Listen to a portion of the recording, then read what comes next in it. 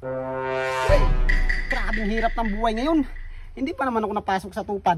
Panahon na siguro para magamit ko itong binili ko sa hukay. Mangudap kaya ako ngayon. Tama, mangudap ako ngayon. Grabe naman tong requirements na to. 2x2 ID, birth certificate, 2 biik, 4 na uwak, 9 na ipis. Ano ito? Hold up to! Ngayon pa talaga mang-hold up kung saan walang-wala ako. Ibigay mo na ang lahat para hindi ka masaktan. Sino nagsabi sa'yo na kapag ibinigay ang lahat, hindi masaktan? Ibigay mo na lang. Tapos ano, kapag ibinigay ko, anong gagawin mo? Alam ko na yan, parang sa relasyon lang yan. Bigla ka na lang mawawala na parang bula. Ibigay ko man o hindi, kung intention mo talagang saktan ako, masasaktan talaga ako. Diba, ex?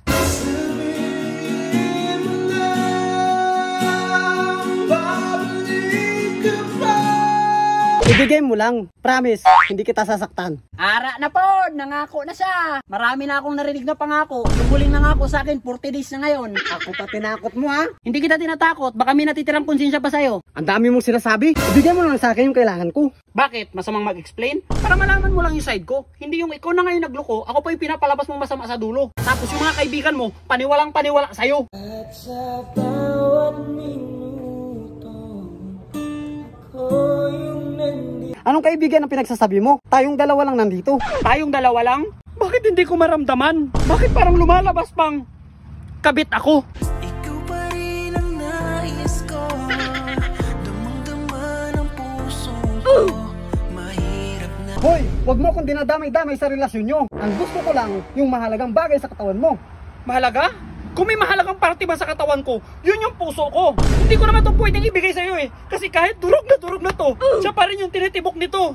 Kapag tumibok ang puso, walang magagawa kundi sundin ito.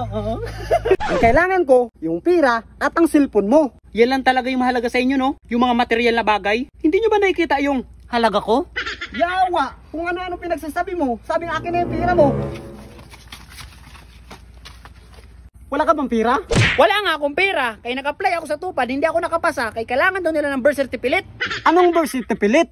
Baka birth syndicate. Basta yun. Kamalas ko naman sa dami-daming ma-hold up, yung wala pang mabigay. Wala nga maibigay. Kaya nga pumapayat eh. Ikaw pa naman pakainin ng panis na pangako. Baka merong iba dyan sa puso mo.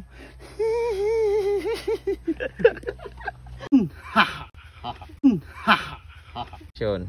Anong birth certificate? Action. Anong birth certificate? Lit ba yan? Birth certificate. Ito action. Anong birth certificate?